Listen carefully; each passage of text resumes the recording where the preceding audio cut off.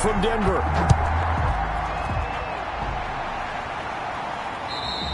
And as we see so frequently here in Colorado, that one over the end line, so it'll come out to the 25. So here are the Broncos now for their opening drive. And we get a glance here at their leader, the man who will be calling the plays under center. He had the numbers of a game last week that if you win, you talk about him being a gritty guy, managing the game, getting it done. But they lost. So obviously 2 interceptions, 1 touchdown pass, that's not going to be good enough. Got to get that changed around. And from the 25, they work this to the 29, a gain of 4. They'll contain him to just 4. At the 29. Out of the gun, they'll look to throw. Quick hitter here, it's complete. And he takes us up to the 40-yard line before being corralled. These guys hooking up right away here, Charles. 2 plays, both passes in his direction, and both catches. And in our time together, have we not seen the tight end position continue to develop in the passing game? You know, at some point, we may not call them tight ends anymore. We may have to come up with an entirely different way of designating that position and what they do on the field. Because when I hear tight end, I think of the old school, hand in the dirt, blocking on the line of scrimmage. These guys are much more receiver than they are guys who are going to move in the pass in the running game. He'll get a nice chunk there on the first down run, and it's 2nd and 4. A quick burst there, and he nicely bit off a pretty decent gain. And he'll take it down shy of the 45 at the 46.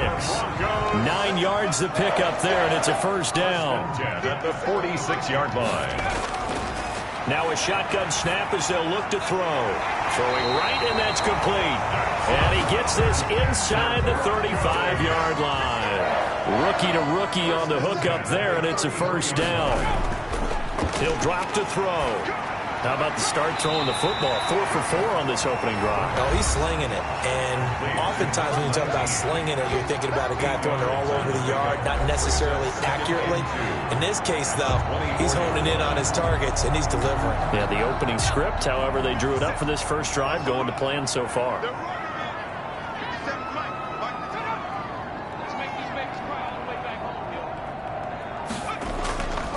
And he'll give it here to his running back. And he'll be a couple yards shy of the red zone here at the 22-yard line. 2 yards, good enough for a first. 1st and 10 at the 22-yard line. First carry of the game here for Royce Freeman.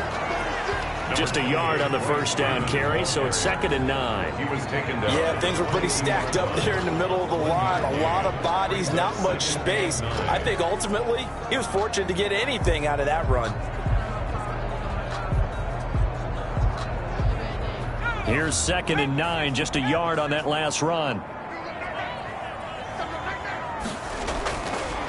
Now they'll throw here out of the gun. And he will find his man on the end route, complete. And they'll bring him down at the 13-yard line.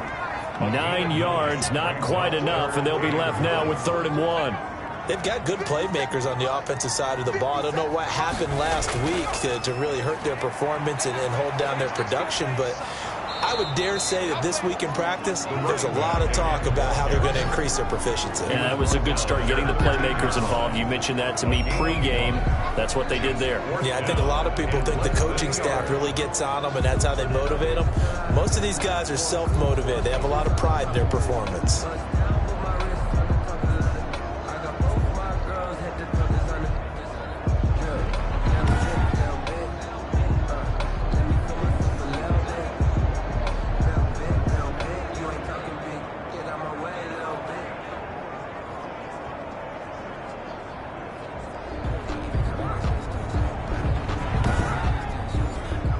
Now Justin Tucker's out to try the field goal. A 30-yard attempt. Tucker's kick is good. And the Broncos, the first to grace the scoreboard. It's 3-zip. Broncos 3, Raiders nothing. No touchdown there, but if that first drive is any indication, looks like they're going to have a pretty good day passing the football. I would say confidence would have to be pretty high after that first drive, able to throw it almost at will. You're exactly right. They didn't get the touchdown, but 3 points serves as a nice notice about how this offense is going to move. So here comes the Raider offense now onto the field. And leading them out there, their 6'5" quarterback. And I thought in last week's game, He found a way to win, like a good pitcher, without his best stuff. I mean, he did throw 2 interceptions, offset by 1 touchdown pass. Not the ratio, not the numbers you're really looking for as a QB. But finding a way to win, that's all that really matters. And not much there. Maybe a yard up to the 24.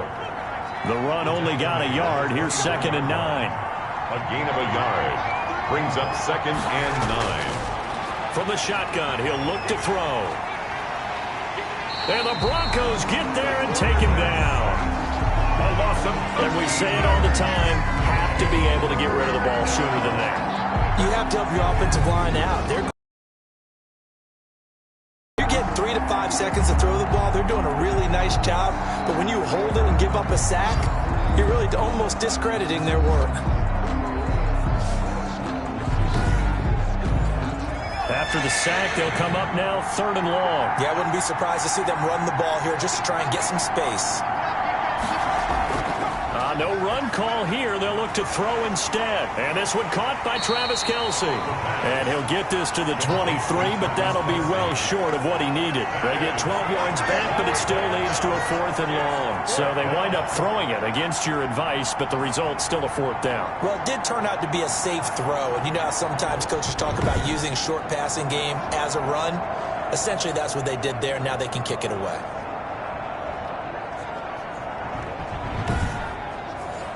On 4th down, here's Brett Kern to punt the football away. And this is away. It's a high kick, and he got all of it. This is taken at the 15. Great blocking on the return. It springs him for 25. And the Broncos take over. 1st down and 10. That's the reason we ball for. Circle round twice for the encore. If you know, you know.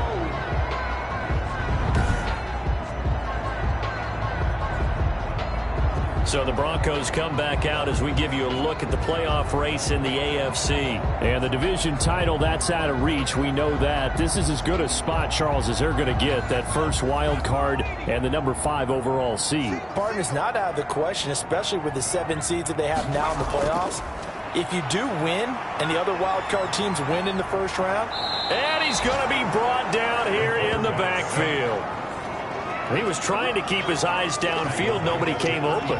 He's trying to do everything that he had been taught, right? Every bit of the technique. But if no one's open, there is no technique except make sure you hold on to the ball as you go to the ground when you're getting sacked.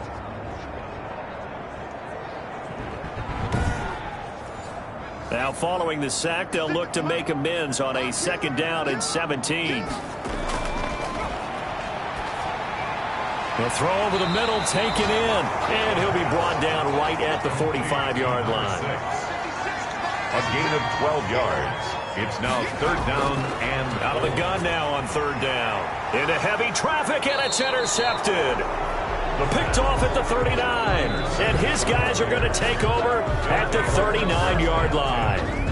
He's had a fantastic rookie season, made a lot of lovely throws, but that wasn't one of them. Well, we got to give him one, don't we? I mean, with the year he's having, a lot easier for he and his teammates to accept that throw because for the most part, what they've seen, it's been pretty sensational. The Raider offense heading out as we take a look at the playoff race in the AFC. And one thing we do know, they will be a part of the playoffs come January. They have clinched the AFC West. And that feels good for them, but they feel like their work is far from done because as it stands right now, they won't have the first round bye. But a lot of teams will tell you, that's okay with us. We just want to get to the playoffs and wreak havoc from that point on. They'll contain him to just 4. 2nd down. 2nd and 6 at the 44-yard line. And he'll be out of bounds just shy of the 40. 16 yards, a 1st down. And if his coaches are correct, we're going to see a lot more runs like that from this young rookie going forward. And you know, slapping each other on the back up in the booths right now? The scouting department, because they really recommended this guy highly, and he's justifying their faith in him.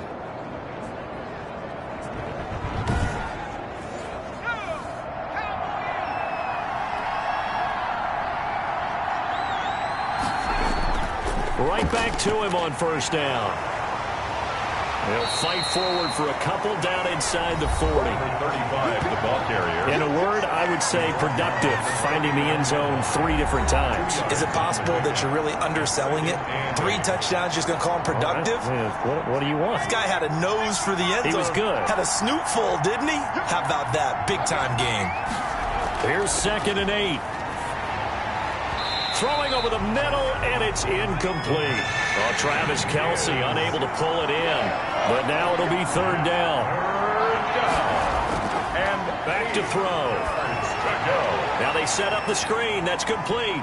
And he's going to get this inside the 30. Rookie quarterback, rookie running back. They team up there to pick up the first. Well, I think when they look at their offense, they think to themselves, weapons, weapons everywhere, and they want to move the ball around. They want to spread it to different people, but you absolutely know they want to get this man involved as well, and that's what they just did on that play.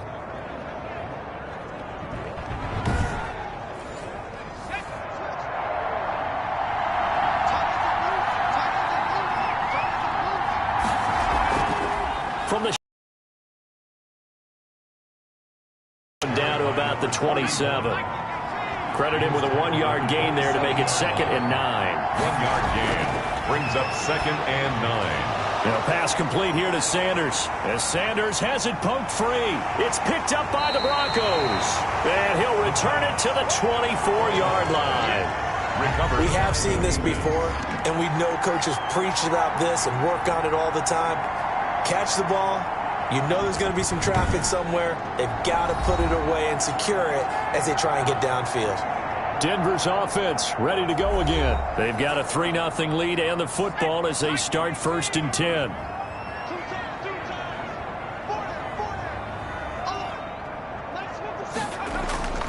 Trying to shake off the interception from the last drive. He'll look to throw. Give him 9 there on the 1st down completion. That last catch short of the marker by just a yard leaves him with a very manageable 2nd and 1. At the 30. Here's a play fake as they set up to throw. He's got his tight end on the corner route. It's complete. And out across midfield down to the 45. 22 yards there, a 1st down. And that was good protection there. No, that was great protection there because it allowed him to lock in on his receiver, although I think he was looking for his tight end on the corner route all the way. Nice connection there for a really nice gain.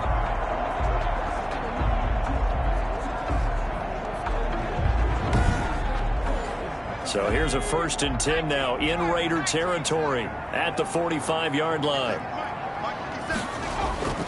Now it's Freeman. It's a pickup of 4, and it'll bring up 2nd down. Well, at the end of all that hitting and hollering, it was a 4-yard run, so the offense is going to go back there and feel pretty good about themselves.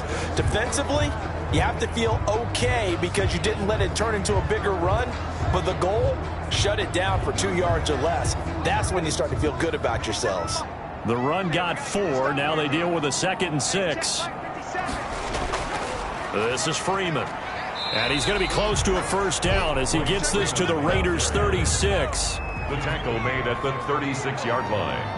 That's a gain of 5. They'll look to throw for it on 3rd and 1. And down he goes. Brought down a Raiders sack. Terrell Suggs. Make that now 8 sacks for him on the season.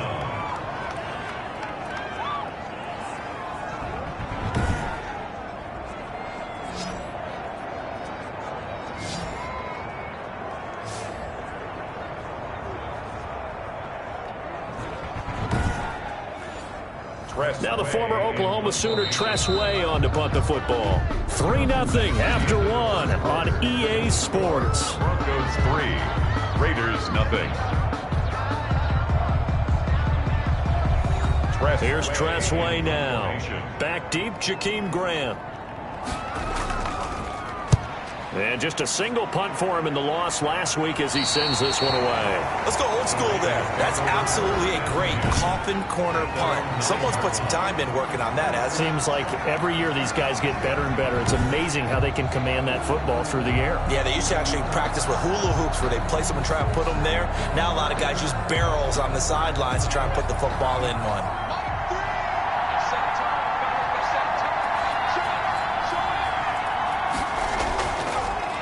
handoff as they run the counter play. Showed some strong running, but quickly corralled just beyond the 10-yard line. 2 yards on the carry there. It'll be second down. A gain of 2. Brings up 2nd and 8. Now a man open down the middle of the field. And he'll be brought down somewhat awkwardly here, and a late flag as well. I think this one's going to be a face mask.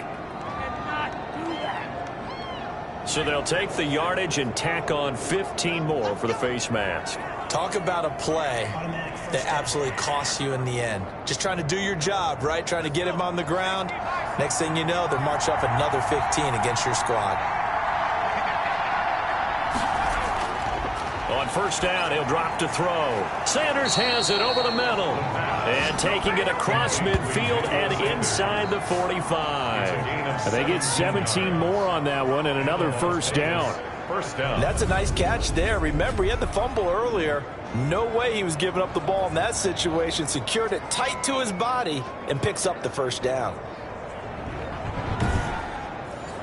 Back-to-back good plays have him on the move on first down. Going to give this time to the tailback. And this time they were waiting for him as he'll be knocked out before he can get back to the line of scrimmage. They'll wind up losing 3 yards here. And that'll make this a 2nd and 13.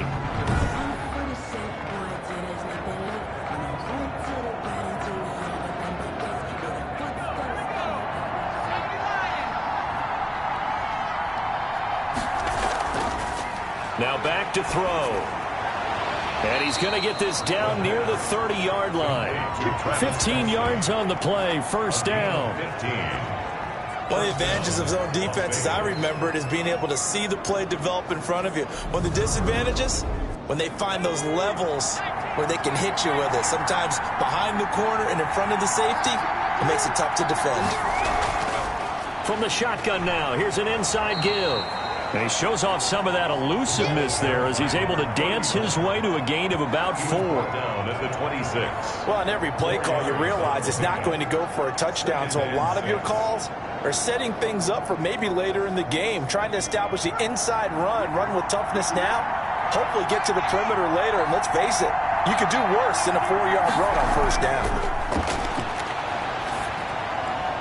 Here's a throw out wide, complete to his running back right side. No gain there, and it's going to bring up a 3rd down. They couldn't get anything going there out on the right side in the flat of the swing pass. And didn't we have a discussion with their staff about wanting to get the backs more involved in the passing game? Huge emphasis for this game, but obviously the defense had other plans and really made a nice play. They got to get to the 20 to keep the drive alive on 3rd down. They'll set up a throw. And he's got his man out of the backfield. That's complete. And he's going to be brought down. He needed to get to the 20, but he's a yard or 2 short.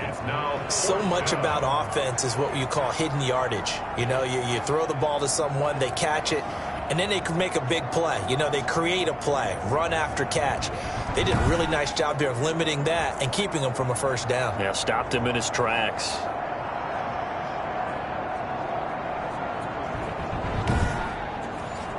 And no move to get the offense off the field. They'll stay put on 4th and 1. They'll try and run for it. And I'm not sure he got there. Did they stop him? They did. He needed a yard. He didn't get anything. And the Broncos will take over on downs.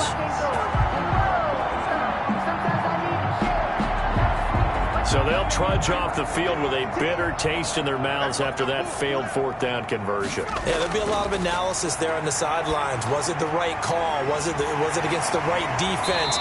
Should they have even gone for it at all? Will that change what they do going forward in this game? A lot of questions to be answered by them. The defense doesn't really care. They're like, bring it on again. We'll stop you the next time, too. And what a nice example there of a tight end doing exactly what he needs to do. How about how he worked his way to the outside, made sure he secured the catch, and then anything after that, we count that as a bonus. And indeed, he gets enough for the first down. One play has him to the 37 here for 1st and 10. Now he's going to swing this one out to his running back. And they will only muster a yard here to the 38. Complete to number 1. A gain of a All yard. defense is worried that whenever anyone catches the ball and has a head of steam come out of the backfield, it can turn into a big play with missed tackles or he runs through people. But they were right there waiting, and they stopped him for a minimal gain. 38-yard line, 2nd and 9. From the shotgun now, here's an inside give. Breaks the tackle, he's got room to run. The 30, 10, and all the way home for a Broncos score. A great play there. Touchdown number 15 on the year. And the Broncos push further out in front. Bottom line, when you play a runner with these talents, you've got to be able to wrap up and get him on the ground. Or the first person who gets there, hold him up long enough for the next wave to get there and get him down. Otherwise, he will continue downfield. Justin Tucker for the extra point. The extra point.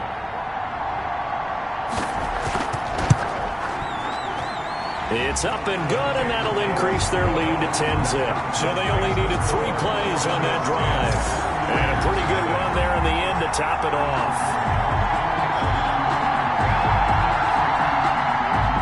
Tucker now to kick it away following the touchdown.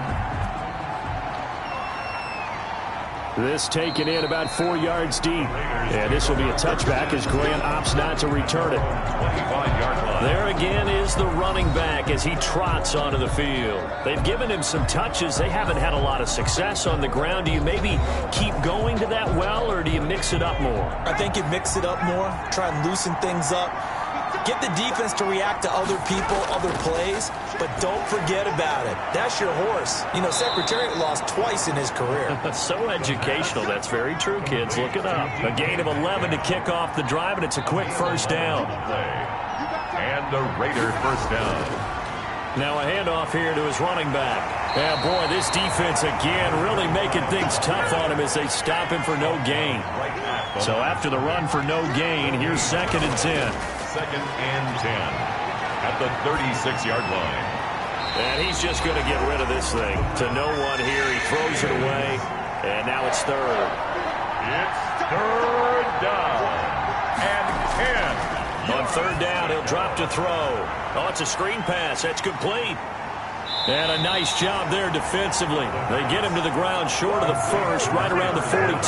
That one good for only 6, and it leaves him with a 4th down. Instead of throwing it downfield, Charles, they just tried to dump it underneath there. You like the call? I do. I think it's a high percentage play because you get the completion, and what you're counting on is your back to use his legs and his elusiveness to make people miss and pick up the 1st down. In this case, it didn't happen. Here's Brett Kern now as he'll kick it away for the 2nd time. He'll send this one into the mile-high air, and it's a good one. And not what he was hoping for there, as this will hit in the end zone for a touchback. 20-yard line. Getting set to go again as we look at the back heading onto the field again. And he's well on his way to a 100-yard game. He's already more than halfway there. We're only in the 2nd quarter. And what I've always loved about running backs is they'll tell you, I had no idea how many yards I had. Right. Those guys have an innate sense of where they are in a ball game and how many yards they've accumulated, because you know they're always working towards 100. He's been working well towards 100 here. Brings up 2nd and 2. 2nd and 2. He's going to hit his man out of the backfield, complete. The Broncos on 3rd down, 0 for 3 to this point. They could use a conversion. They're up against a 3rd and 1 situation. That might feel like a little bit of a lost opportunity there for the offense because the defense brought pressure that time. And sometimes against that, you can get out to your running back, and it can turn into a big gain downfield. But what a nice job they did getting to him quickly and holding him to a short gain. Well, that was big right there because they're in the bottom 5 in the league and converting on 3rd down. They needed that pickup in a big way. There were 2 things they said they wanted to win in this game. One, the turnover battle, and the second, 3rd down conversions. So they got one there.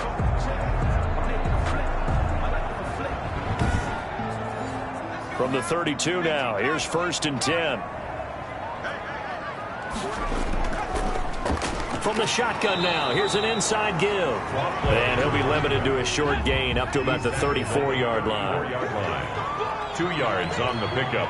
It's 2nd and 8.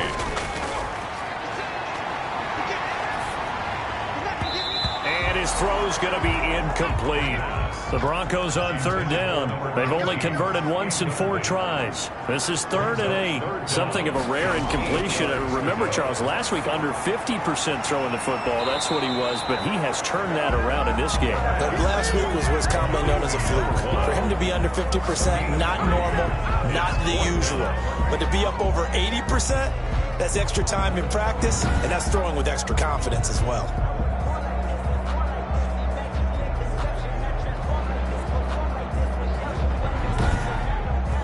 Here's Tressway now, as he'll punt it away for the 2nd time. And he gets this away, and look at this. This is a good one. And that'll hit in the end zone. Much too much leg there. That'll be a touchback. They're on 20-yard line. The Raiders offense now, they trot back out. And with this deficit, you can't have too many more drives like the last drive where you had to punt it away. You know what I would tell my offense right here? The punter doesn't exist, guys. He doesn't even exist. He's not a team anymore. I just cut him, all right? So you've got to go out and create some offense for us here and give us some points. No way does that guy get on the field on this drive. Poor punter. Yeah, it wasn't his fault. But, hey, listen, there's got to be casualties at times. We're trying to win a game. And now a throw here secured by his running back out of the backfield. And he's taken down but able to slip across the 35. It's a 1st down on a gain of 10. That was a pretty favorable situation there. What would you call that? 2nd and manageable? Smart play, too. Didn't force it downfield when he didn't have it. Just checked it down, let him get the 1st down, and that's exactly what he did. And he still has yet to get on track in this 1st half as they're going to stop him behind the line. 2 yards the loss, 2nd and 12. I have a feeling they'll stay committed to running the football, especially on their early downs. They just haven't had a whole lot of success just yet.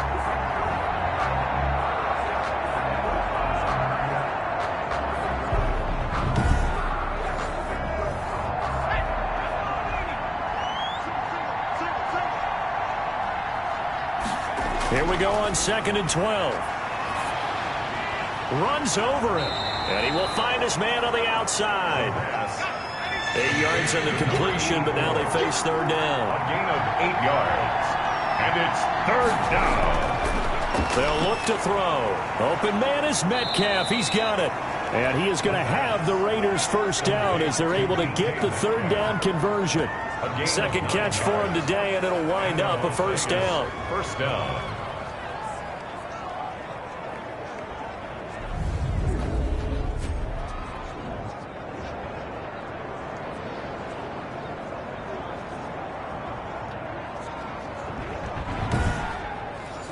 This offense finding its legs now. Here's another 1st and 10. We've hit the 2-minute mark of the 1st half. 10-0 our score.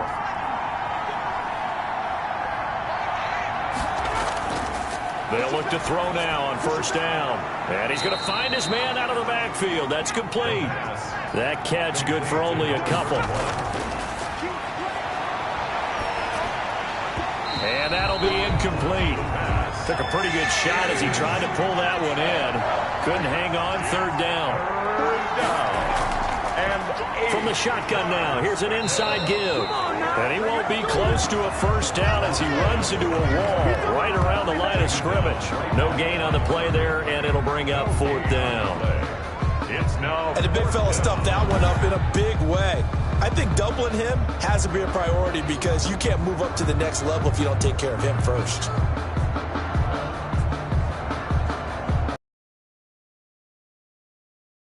Brett Kern now as he's on to punt for Vegas. He's been a busy man here in this 1st half as he gets it away. And that is much too long. That's into the end zone for a touchback. 20-yard line. The offense trots back onto the field, and we take an in-depth look at Royce Freeman. And he's had his chances in this game. He just hasn't been able to find any daylight so far.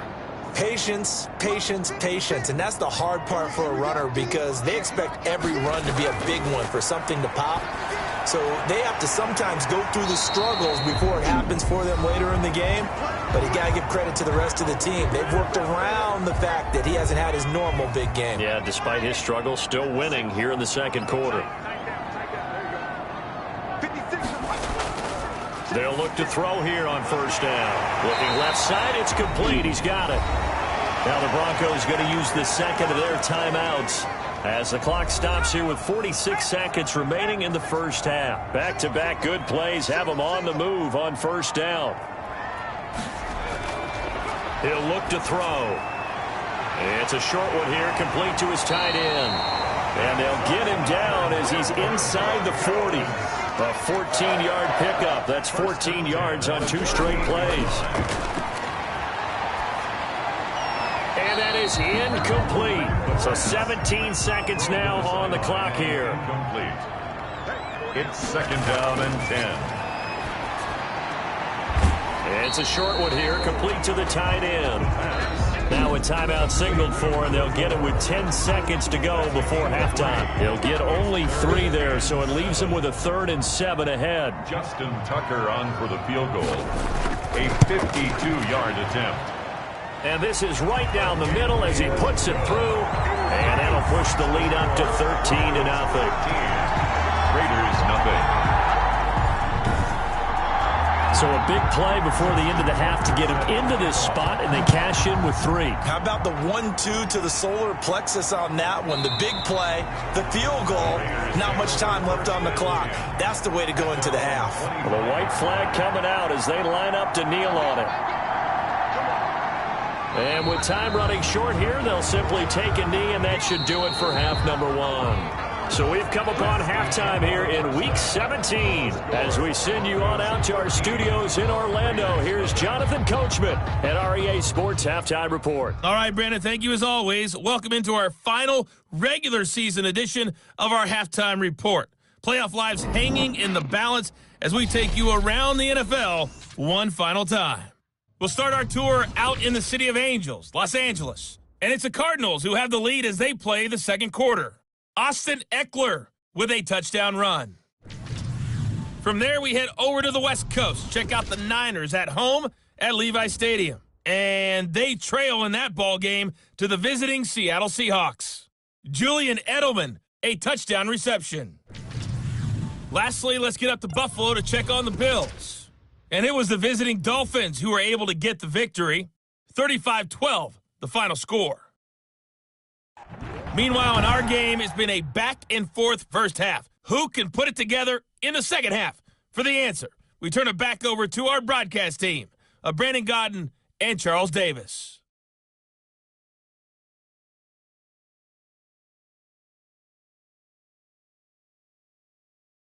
All right, Coach, thank you, and we welcome everyone back for quarter number 3. The final 2 quarters of the NFL regular season are upon us as the second half of Week 17 is underway. And this will be a touchback as Grant opts not to return it.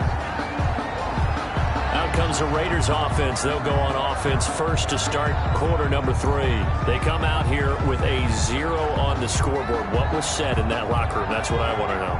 I would love to have been in there because we often have the feeling that there's a lot of shouting, screaming, people upset. But typically, halftime locker rooms are a lot more clinical than that. And in this case, are they upset that the plays weren't working because of execution?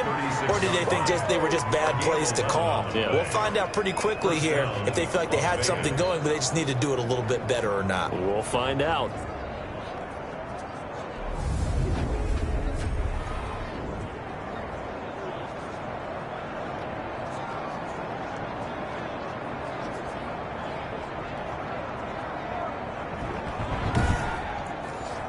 So from the 36 now, 1st and 10.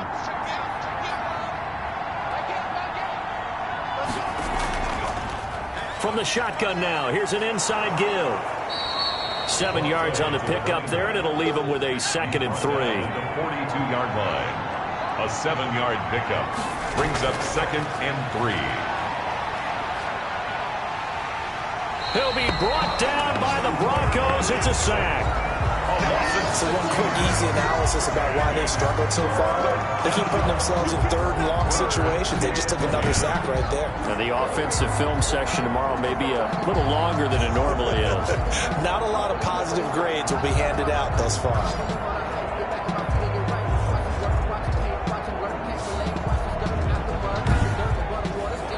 This This offense in desperate need of a conversion as they come up on third down. They'll set up to throw. And that will be incomplete. You get the sense that they're saying we're not playing up to what we're capable of, and we're deep enough into the game that the early jitters are long gone, that they should now have some sense of continuity and be able to make some of these plays that they have not been doing so far. Here's Brett Kern now. He's been one of their few bright spots so far. 46 on his first kick. This one in that neighborhood as well. And he didn't quite have the backspin on that one. It hits at the 4 and continues into the end zone. It's a touchback. So now a look at the Broncos as they head back out there for their first possession of the second half. They were able to get the ball back here, didn't surrender any points. Now they'll look to add to that lead. Hey, how about the boost the defense gave them? Going right out on the field, shutting them down, not giving up any points, and turning the ball back over.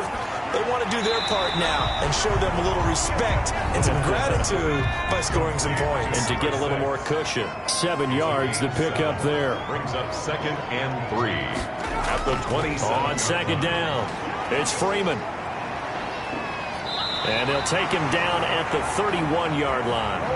4 yards the pickup, first down. So many teams want to throw the ball in this situation nowadays, but I love watching a team that has enough confidence to go ahead and run the football in that situation. That's almost a tendency breaker. Freeman again, a first down carry. And Freeman lost the football. And the Raiders pick it up. And they take possession of the football and have it at the 36-yard line. Obviously, you got to hold on to the football, but I've got to give credit to the defense there. Good job of knocking it free. Yeah, because a lot of the time we just blame the offensive players for not taking care of it. How about the effort of the defensive players knowing that guys are going to, and if they're good, anticipate the contact coming and try and cover up the football. And they still find ways to knock it free. From the shotgun now, here's an inside give. And they're going to get him behind the line yet again as his nightmare afternoon continues. 2 yards the loss, 2nd and 12. I think it's pretty evident. We can say what a difference a week makes. Last week, he ran pretty much wild, didn't he? Did pretty much what he wanted to do. But this one, they stopped him cold. That, to me, that's good scouting and even better execution. Yeah, and they stopped him behind the line right there. They obviously watched the tape a few times and made some adjustments. First play of the drive goes the wrong way. Here's 2nd and 12. Out of the gun, they'll look to throw. And he's got him. Got his man on the end route. Complete. And he's going to get this down near the 20-yard line. It's a pickup of 17 and a first down. That was a fun one to watch right there. A nice in-breaking route and plenty of room in the middle of the field. And he was able to get behind the linebackers and grab the completion for a really good pickup.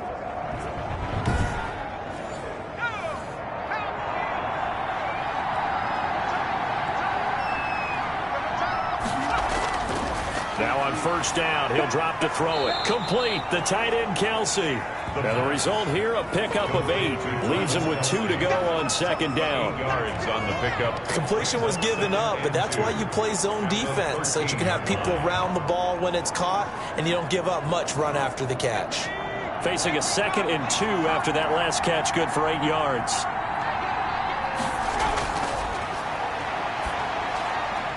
He'll find Metcalf. And he takes it inside the 10 to the 8 before he's out of bounds. A 5-yard gain there makes it 1st and goal. They'll stick with the passing game as he looks to throw. And he's got it. And he'll be brought down here at the 3-yard line. That'll bring up 2nd and goal after the gain of 5. At the 3-yard line. Looking end zone, but it's incomplete. Well, they'd really like to make the short field pay off. We'll see if they can, but this is 3rd and goal. The passing windows are just not there. That's just another example of how great this... In trouble, and he'll go down back at the 12. 3rd and goal, they decided to throw for it, but how about the play defensively? Couldn't find anyone open. Left him nowhere to go with the football. Had to absorb the sack.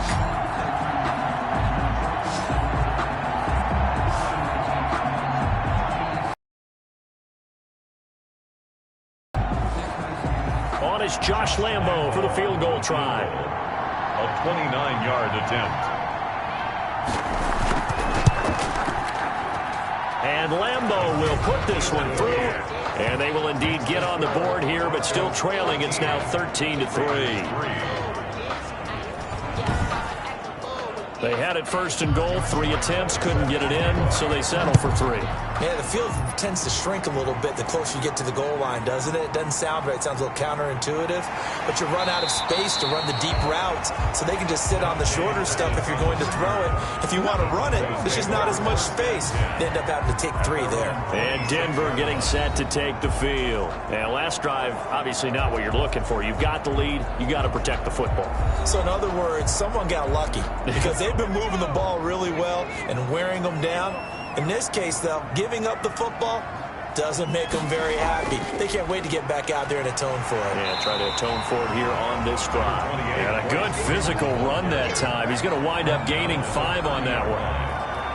That's a really nice job by them picking up the run blitz and detecting it and blocking it and turning it into a nice run. And a lot of times you think if you blitz a running play, you're going to smother it. But a lot of the blitzers, they come in a little bit high. They don't have great leverage, and they're easily blocked and turned to the side. He was taken down behind the line of scrimmage. When a draw works, it can be a thing of beauty. But when it doesn't, oh, it can be ugly. And in this case, loss of yardage ugly.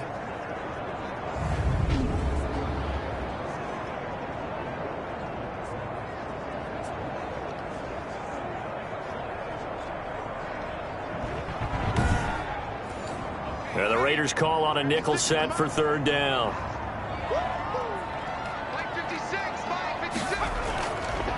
Now a shotgun snap as they'll look to throw. That's going to be caught by Richardson. He's got this almost to the 40 before going out. First time they've looked his way in this game. He comes through picking up the first. That's a play that will likely be forgotten when you talk about big moments in this game. But plays like this are critical to keep drives going. And if points result, we'll call this play significant. So from the 39 now, they'll come up on a 1st and 10. Stepping up, he's going to keep it. And he takes this up right near the 45-yard line. 6 yards there on the keeper. It's 2nd down. A 6-yard pickup brings up 2nd and 4. Off the play fake, he'll look to throw. And it's incomplete. No coverage bust by the defense here. They did a nice job accounting for everybody, and that led to an incompletion. 3rd down and 4. Out of the gun now on 3rd down. And he comes back with one complete. And he will have the Broncos 1st down by about 3 yards or so as they wind up getting 7 there on 3rd and 4. That was a route run not just with dexterity, but with intelligence. Found the hole in the zone, made sure the quarterback saw him, and was able to make the sure catch and flip the down marker back to 1. So here's a 1st and 10 now in Raider territory at the 48-yard line. Back to throw here. Firing quickly here, and that's complete. And he's going to get a solid gain of 9 before being brought down. 2nd and right at a yard. A gain of 9. Ran a perfect defense in this situation would have meant that there was an incompletion and would have picked it off. Okay, so they gave up the completion. But I really enjoyed watching how the defense stayed in sync, stayed in great communication, and as he dragged across each zone, you see him pointing, communicating. There he is, and they passed him off to each defender. Ended up making a nice play, even though it was complete. 4 yards the pickup, 1st down. 1st and 10 at the 35-yard line. They're going to look to throw. Throwing middle, and it's complete. And he's taken down, but not before reaching the 10-yard line. 25 yards that time. Oh, that was a nice job there. Quarterback and receiver reading the pressure that was brought. They both knew it was going to open up the middle of the field. Nice little shake and bake at the line of scrimmage, got right into his route. And the quarterback hit him in stride, and he was able to run free after the catch. So not quite a 1st and goal. It's 1st and 10 from the 10. They'll run here with Freeman. And the Broncos are going to have a 1st and goal forthcoming as he takes this down to about the 5-yard line. A 4-yard gain. Brings up second and 5. To the end zone, but it's incomplete. And now following the incomplete pass, we'll get a timeout here for an injured player. And in Week 17, let's hope this won't affect him for the playoffs. We'll step aside.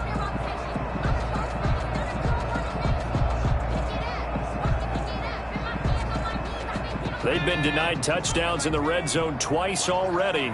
Here comes 3rd and goal. He'll drop to throw. Feeling the pressure here and taken down. A sack back at the 7. And that's his second sack of the game, but this player, disruptive in all phases, whether he's going upfield, coming underneath, you name it. He's a big-time guy you have to block.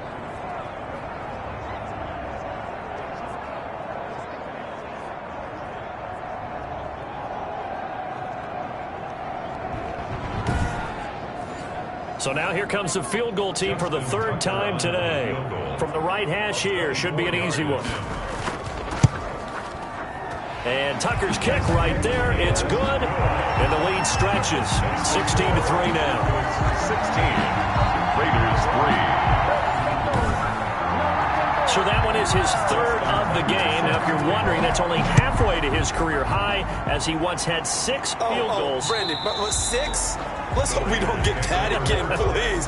Okay, can we see a few touchdowns here and there? That'd be nice. Here's Las Vegas ready to take the field. And tough to win games if you're going field goal, field goal, field goal here. They got field goal last time. Now they'll be looking for a touchdown. They're looking for the big chunk now because, as you noted, the field goal way of doing it makes it that much harder and puts more pressure on every possession for you now.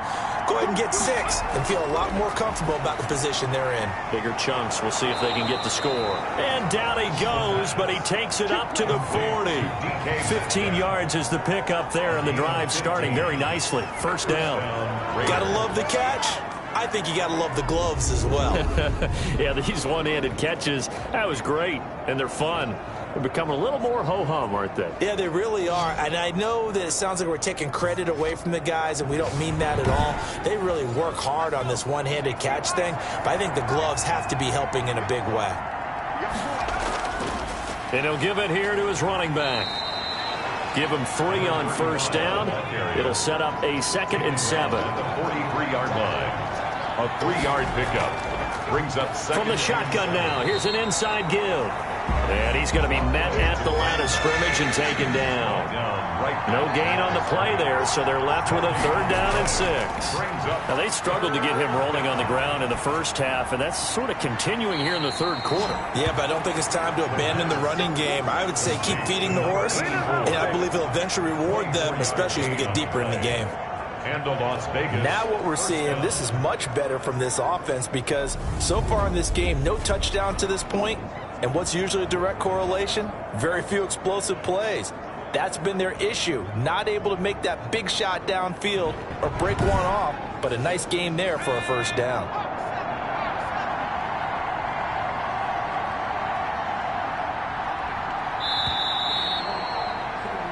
One quarter remains here as the regular season starts to wind down. You're watching the NFL on EA Sports. From the 32 now, here's 1st and 10.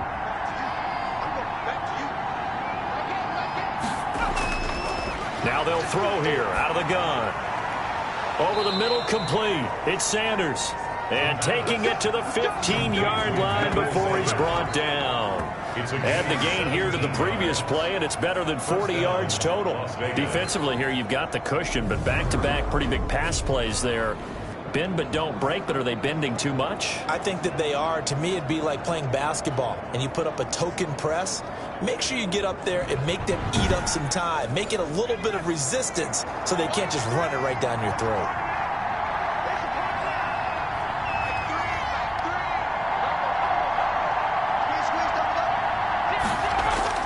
From the red zone now, they'll look to throw.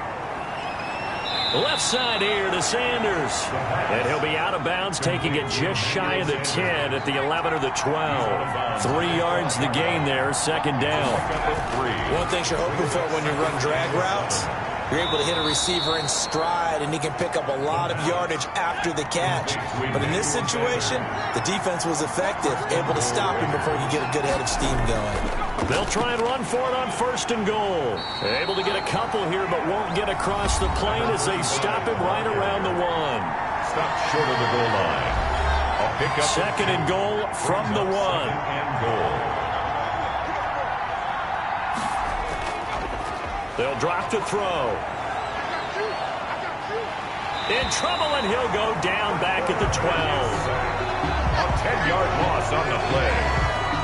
And you hate to say it with a rookie quarterback. He's done some good things, but overall, looked a little bit overwhelmed back there, hasn't he? He certainly has. But in his defense, he hasn't had a lot of time to throw the football. You like the way I said that? In his defense. In his defense. I got it. See what I did there? Yeah, he needs better protection, that's for sure. This defense has not surrendered a touchdown yet. You better believe they're determined not to here on 3rd and goal. Now, here's a look for the end zone, but that one's going to wind up incomplete. Another good drive, Charles, but it looks like another that might end in a field goal try. They've made some nice plays. They've given themselves opportunities, but as you noted, another field goal attempt coming up. And that's not how they want to end drives. They've got to figure out what's the final touch that they need to push it across the goal line. Yeah, still yet to find the end zone. So the field goal there caps what winds up to be an 11-play drive. Well, partner, that's a lot of offense to run there to only get 3 points. I just wonder, are they going to recycle those plays because they were successful in getting 3?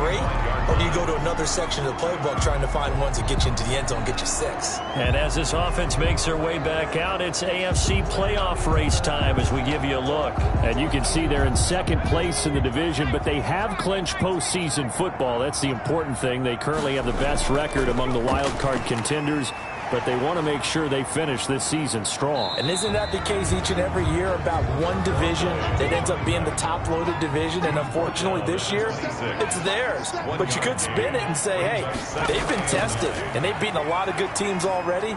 They will be prepared for the playoffs. And he'll go down right at the 30-yard line. That's a gain of 4. Brings up the Broncos on 3rd down. They've converted 3 times in 8 chances. This will be 3rd and 5. And he finds the tight end, Reed. And he's going to be stopped here a few yards short of the first as the tackle is made at the 33. They get only 4 that time as that leads us to a 4th down. He wasn't the primary target, but I think it was almost like a check down situation, wasn't it? Yeah, hoping he can break some tackles, the big tight end, but he couldn't do it. Yeah, get it to that big frame and hope he can scatter some bodies, unable to get it done.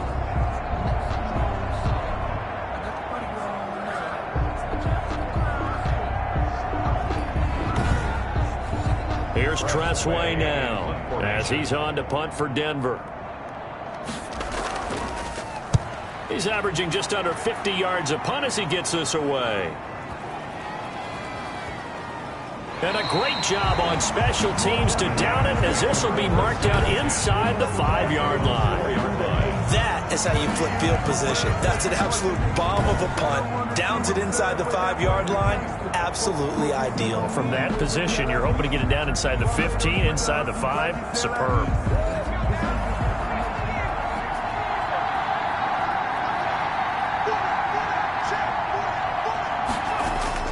From deep in their own territory, they look to throw. Caught, Kelsey, left side. And he'll be corralled well upfield right around the 40-yard line. 36 yards on the play. Well, that'll help get you out of danger. So much for playing it conservatively back towards your own goal line. That aggressive mentality, sometimes you can use it, and they did there against a defense who probably thought to themselves, there's no way they take a shot here this deep in their own territory.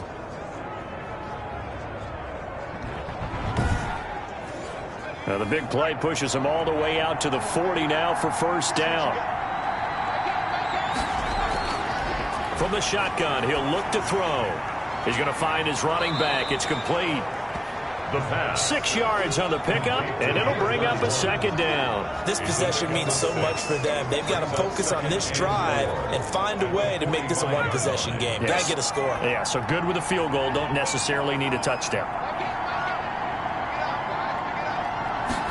2nd and 4. And a quick throw here that's complete. And he'll be brought down at the 48-yard line. 6 yards the pickup, and that's a first down. First down, Raiders. Again, he'll drop to throw. Pitch and catch here to Travis Kelce. And they'll get him down as he's inside the 40. That one will go as a gain of 11. Raiders having a first down as well. 11 on the play. And to Las Vegas, first down. They'll look to throw again. He's going to flip one out here to his running back. And they'll get him down after a pickup of 8. 2nd and 2. Number 31. It's a gain of 8. Just about every quarterback is trained to really look downfield first before you come back and make a nice, safe throw. And in this case, that's exactly what he did. Found his running back, let him create some space, and it turned out to be a nice play for the offense. Now the 2nd down throw on target. And he'll be a couple yards shy of the red zone here at the 22-yard line.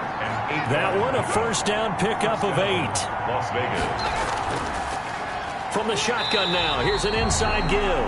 Absolutely nobody fooled there. He's going nowhere fast as he's stopped behind the line of scrimmage. They'll lose a yard there, and it's 2nd and 11. There's no question that coming into this game, this defense was pretty vocal about its desire to take this running back out of his game. And all that pregame wolfing has turned into results. Maybe just a slight detour on what's been a strong drive. Here's 2nd and 11. Looking to throw. Incomplete, almost intercepted. They haven't picked him off yet. Would have been a great time for the first, but instead it's 3rd down. And the 11. They'll look to throw. I guess they're in a situation now, 4th quarter, where they're forced to take some chances, but I don't know that that was the type of a chance you want to take. And that one could very easily have been intercepted. And if it does get picked off, that could possibly seal this one. Did they maybe play that too safely on 3rd down? I know you don't want to just throw a ball blindly downfield, but that didn't help them a whole lot. I think they probably said if it's open, take the shot. If not, get something safe because we do have 4th down to try and pick it up. Field goal. A 39-yard attempt. The kick by Lambeau is good. And this is back down to a 7-point game. Broncos 16. Raiders 9. All right, so they needed 2 scores to get back in the game. The field goal there, maybe not exactly what they wanted, but the necessary first step. There's still time remaining, and there's enough time to get it done. They've got to get at the least a 3-and-out here to get the ball back, preferably a takeaway. Now this offensive unit ready to see what they can do here. And it's all come down to this, hasn't it? Final week of the regular season. As this year's playoffs play out anything like the regular season has gone, could be in for a wild and fun month of January. And we can break the rules because we can look ahead. All right, there's not a coach out there that's ever said to their team, all right, let's look three weeks down the road. It's always right here, right now. Forget that. Think about what the playoffs are going to look like. The teams that we see that are already in, the teams that are trying to get in, we could have some great matchups. An incomplete pass leads to 2nd and 10 from the 25. And this time he's got the hook up. It's complete. And he's upended at the 33 following a good pickup of 8. That'll leave him with a 3rd and 2 coming up. They got 8 yards there. The Broncos on 3rd down. They've converted a third of their opportunities, 3 for 9. Here it's 3rd and 2. Freeman. And he will have a first down as they get him to the ground at the 37. Now it looks like we've got a Bronco that's banged up on the play. And in Week 17, let's hope this won't affect him for the playoffs. We'll step aside.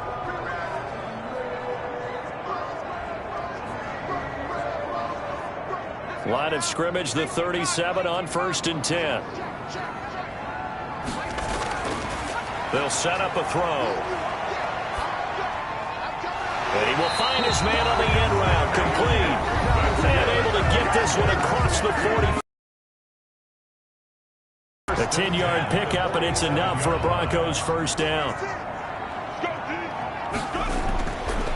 They'll look to throw here. Quick hitter here, it's complete. A good rally to the football keeps him to only a yard, and it's 2nd down. A gain of a yard. Brings up 2nd and 9 at their 48-yard line. And he's got his man on the out route. And he's able to take it across midfield before going out of bounds. 6 yards is the pickup, and that'll lead to a 3rd down. And 3.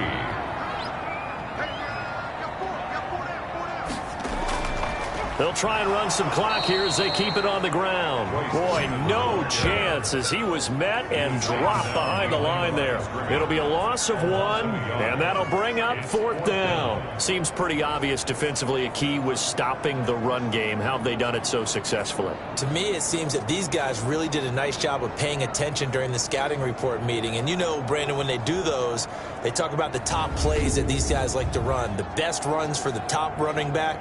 Those are the ones you focus on and want to take away, and they've done that pretty successfully in this game. Here's Tressway now. He's been terrific so far.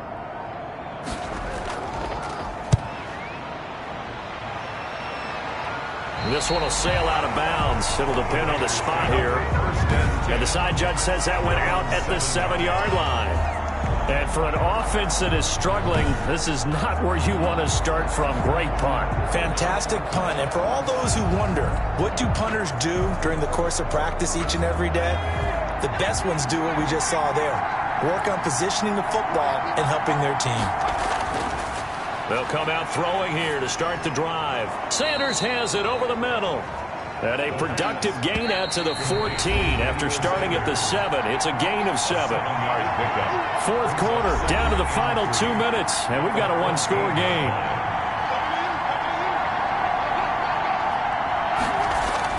Back to throw. And he's got his favorite target yet again. It's complete. 1st down now, but the clock continues to move. Looking right sideline, but it's incomplete. His favorite target, Travis Kelce, the intended receiver. And that'll bring up 2nd down. So he's unable to complete it there, and just not the game that you would expect from him. He's been off the mark really start to finish. Yeah, it makes you wonder what exactly is going on. Is he a little bit dinged up here, or is it just off just by a bit? Maybe he can get it back in this situation. He'll need to. From the shotgun now, here's an inside give. And he gets it to the 34. Good enough for the 1st. Call it a 1-yard gain on the play. And the Raiders are going to get a new set of downs. Complete, the tight end Kelce. 7 yards, the pickup on the pitch and catch. He'll find Metcalf.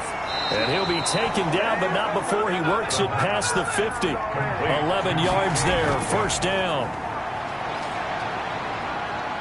Oh, no, he lost the football. It's picked up by the Broncos. The 20, 10, and this defense has broken it open as they return it to the house for 6. This was a close game. They needed a little breathing room.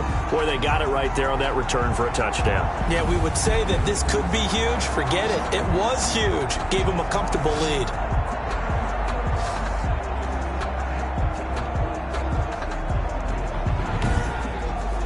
Now Tucker to add the PAT.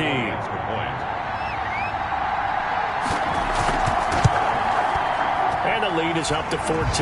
So not only the cough up, but then the pickup on the other side, the scoop, and the score the other way. The fumble return for a touchdown. And you can bet they're preaching 2 hands on the ball here as the kicks away following that fumble return. Jakeem Grant now to return. And he takes this near the 25. Just a little pass there. Call it the 26. Take over 1st and 10 at their own 20. So now London down on the scoreboard. 23 seconds to go. It's been a struggle to score all day, and now they need to do it twice here late to have a chance.